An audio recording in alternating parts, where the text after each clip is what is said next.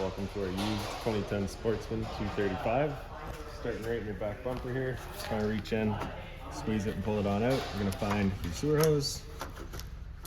And as we get that out of here, stick note of those two ears in the adapter. It's how we're hooking it up to your sewer system. And then the hose itself, once fully extended, is about 20 feet long. We're just keeping it stored in the bumper back here to help keep any sort of stench out of the unit and keep things a bit fresher. And then just take note of those two tabs there, as they're just going to line up with your two holes. Slide them into place. That'll just kind of lock them in there. Up from there, you get a little service light. In the slide out here, you do have two vents for your fridge. Nothing back there for you to worry about. It's just venting. Down here is your sewer system. So you can see previous owner did label them. You've got kitchen and toilet. And then this guy back here is going to be for your bathroom, sink, and shower. So right up top here, you got that little cap. You're just going to turn that out of place. It's got the same two ears on it that your sewer hose had. It'll attach the same way. You're going to start with the black tank, of course, your toilet first. Once that's done, you can come to the gray, then flip over to the kitchen and do that one last. You also have this little sprayer right here. So basically, you'd be taking your water hose, plug it into there, open up your toilet valve, turn on the water, and that'll just flush out your tank. So if you're having any sort of misreading issues at your monitor panel, you can just kind of flush it out, get rid of any sort of debris that could be causing your issue. Up from there, we get your storage compartment.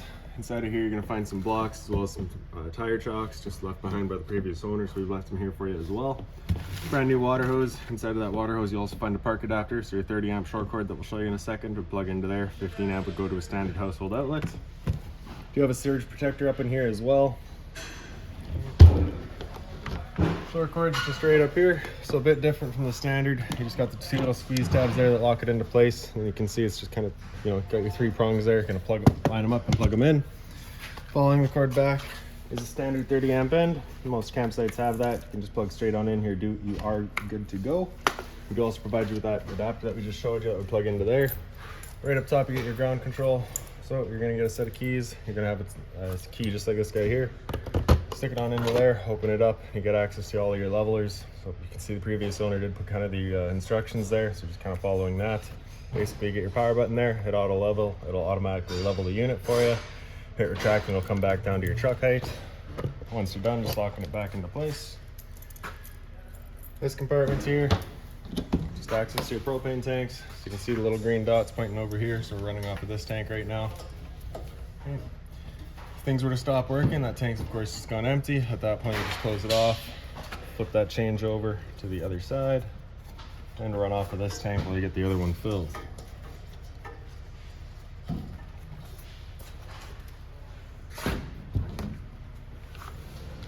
Underneath the front here, you get a little vent for your battery, so just want to make sure it's not blocked off. Then you get your storage compartment here.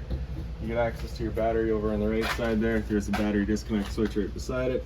Some leveling blocks left behind by the previous owner, as well as the barbecue.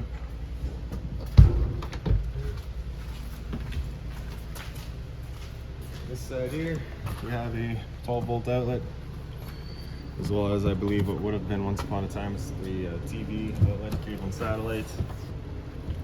Storage compartments here, again the chocks, just over on this side here. You do have this little rod right here. This is for your awning. So you have this slider here with it down, that's locked.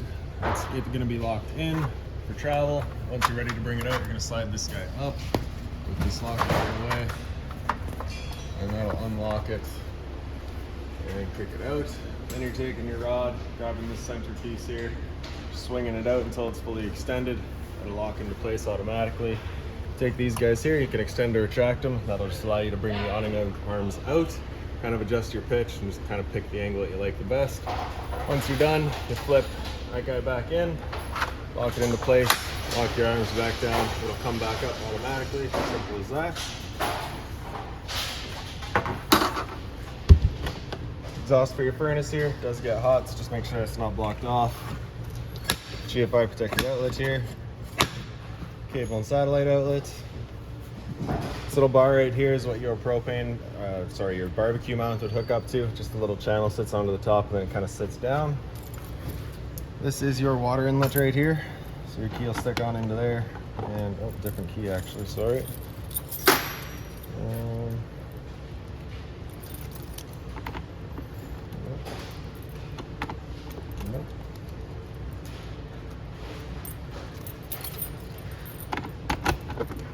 go. So you just got that cap there, you undo that, your water hose sticks into there, turn on the water, it fills up your freshwater tank. Once that's full, you get some water spitting out of that vent there. The drain for that tank is kind of right down underneath the unit.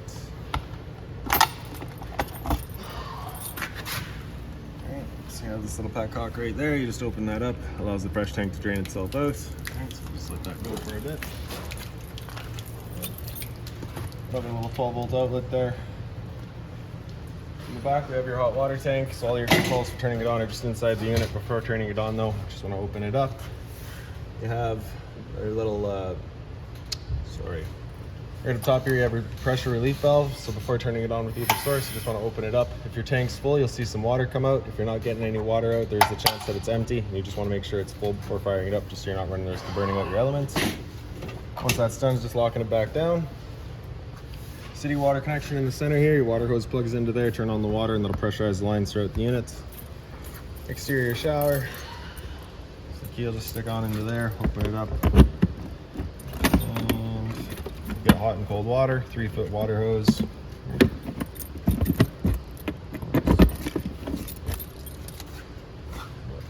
And that is your cable and satellite inlet. Ladder up top so you can get up top and check all your seals. Your stove vent over on the side here, so of course propane stove is putting off fumes. So you just want to make sure that this flap here is opened up so that your fan inside can evacuate all those fumes. Once you're done, just locking it back into place with those little ears there, just so it's not picking up any dust while traveling. Now making our way inside, your assist handle there just up 90 degrees and falls into place, and you can open up the door. You grab this handle here, pull it straight out, flip that last step over, make our way inside. First things first, right on the right there, you get your fire extinguisher. That's standard. Pull the pin, point, and shoot. Straight up underneath here, you get your light switches. The one on the left does your porch light outside. The one on the right does all your interior lights. Your slide room switch is right beside it. Press and hold out, and the slide will make its way out. Once that slide's fully extended, we're just going to hear some clicks from the motors letting us know they've reached their stall. Once you hear that, you're just going to stop.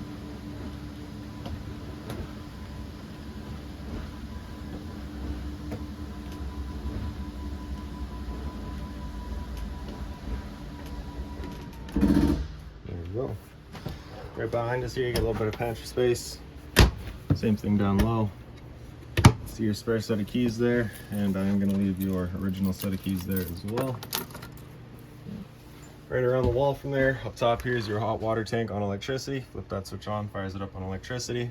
Underneath it's your water heater on propane. Turn that switch on, you get that red light there letting you know the ignition sequence will start.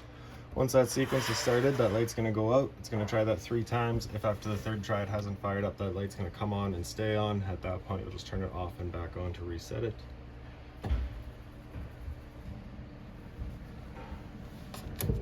Power outlet underneath it. Microwave up top here, pretty standard, just like home. Range hood here, so you get your light on the left, fan on the right. For the stove, you're just going to turn it over to light, grab a lighter.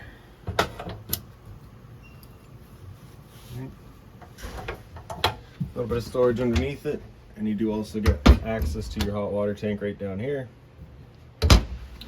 Right above the sink is a little light there. Hot and cold water at the sink, of course, and some storage up top. That binder there has got all of your owner's manuals in it, any remotes, anything like that you'll find right in there. Stereos on the side here, pretty straightforward. Right in the back is your monitor panel, water pump switch on the bottom there. Turn that pump on, turns on your water pump drawing out of your tank, pressurize your lines. Battery here, so you can see we're currently C for charging. G would be good, F is fair, L is low. Your fresh tank, as you fill that up, will go to a 1/3, 2/3 and full. Same idea for your black, your gray, and your galley. So black is going to be toilet, gray is going to be your bathroom, sink, and shower. Your galley is going to be your kitchen sink. All the drawer space back here, as well as a couple of power outlets, and just kind of the open storage in the bottom. More storage underneath the sink, just being mindful of your drains and your water lines on the left side there. Fridge here, pretty straightforward. Slide it over to auto and it'll fire up on AC. If AC power is taken away, it would automatically flip over to gas. If you're out dry camping and you want it running just on gas, you're gonna have that slider over on the right side there. It'll fire up just on gas. If that orange light starts flashing, it's just letting you know it hasn't fired up on gas. At that point, just off and back on to reset it. Temp selection on the right side, and your freezer up top, and the fridge down below. And the slide out, your light there's just on a little slider. The rest of the lights throughout the unit are all on that slider as well. Storage up top here. Little remote holder. Up into the bedroom. Your light switches here. The one on the left will do the light up in the hallway here. The one on the right does a little bathroom light. In the bathroom, you just get your ceiling vent here. Just turn that knob to open it up. Once you're done, just turn it to close.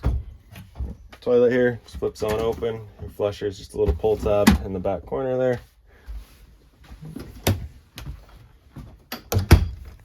Thermostat here, so you can see center right is off. If we go to the right, that's heat. Select the temperature and that'll fire up the furnace. Furnace is going to be moving its air through all the little floor portals that we've got.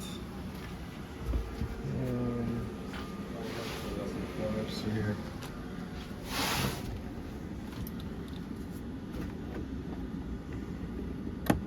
Center left is fan, so that's just going to turn on the air conditioning fan and just move some air around. There's no cooling involved in that, just moving the air. At that point you can select your high or low fan. Typically we're just going to be leaving that in auto, otherwise we can go over to cool there, and that'll turn on the air conditioner with your cooling.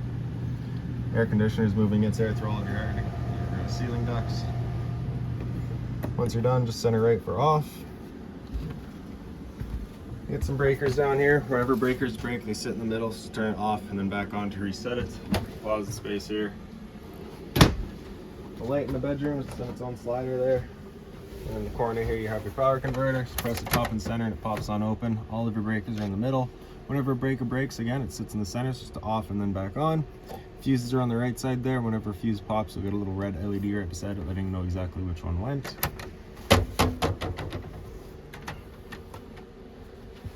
Closet space here. You can see this little guy there. You just pick that up, it pops out of place. Putting it back in, you're just lining it up, and it kind of just drops in. The head of the bed, you get some storage space on either side, as well as a little light. Same thing on the other side. If you pick up the foot of your bed, you do get access to a little storage compartment. Medicine cabinets here. Geofire protected outlets up top. So test on the bottom, reset on top. Storage. In the shower, you just have your travel latch there, so just pop that up, and then it opens on up. You get your standard head and hose, hot and cold water, of course. And then your dinette, you can see is currently set up as the dinette. You basically be taking your table here. There's a little latch here somewhere, right up the top here. You just pull that over, fold the table down, and you sit onto the two ledges there. Take your back cushions, fill in the middle, that'll create your bed. Your LP detector is right down there as well. So propane's heavier than air, it sits on the floor. That guy detects and starts going off just like your smoke detector. Smoke detector straight up from there. Storage on either side of your TV here. TV itself pretty straightforward. I showed you the remote and the little slide out holder there. It's also a little light here. And that's about it for this unit. So if you've got any other questions on it, please feel free to give us a call, 204-237-7272.